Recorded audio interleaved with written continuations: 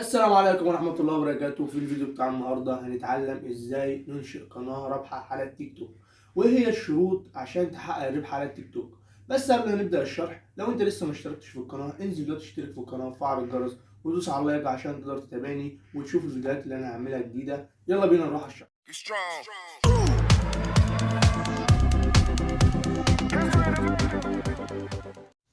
عشان ننشئ الحساب على التيك توك لازم نكون عاملين حساب جيميل، ولازم نكون مفعلين التحقق بخطوتين على الحساب.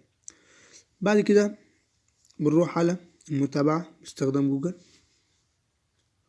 وبنختار الحساب اللي احنا هنعمل عليه الحساب بتاع التيك توك. هنا بتكتب تاريخ ميلادك، بعد كده ندوس التالي. بعد كده بتكتب اسم الحساب بتاعك. انا هكتب اسم الحساب بتاعي، نيجي دايسين حفظ. بعد ما نخلص انشاء الصفحة على التيك توك بنروح على تعديل الملف الشخصي. تقدر هنا تغير الاسم لو حابب، تقدر تغير اسم المستخدم، تقدر تضيف سيرة ذاتية هنا تكتب اي حاجة انت عايزها. نكتب اللهم صل على سيدنا محمد عليه الصلاة والسلام. هنا لو انت عايز تضيف هنا عايز تغير الصورة. هنا لو عايز تضيف روابط يوتيوب انستجرام.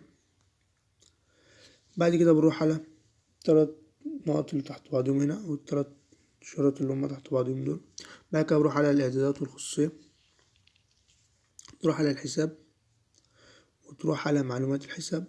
بعد كده بتعمل تحقيق من البريد الالكتروني. هنا بتيجي دايس على التحقق من البريد الالكتروني، بيبعتلك رسالة على الجيميل وتكتبها. بس كده بتقدر انك تحقق البريد الالكتروني بتاعك.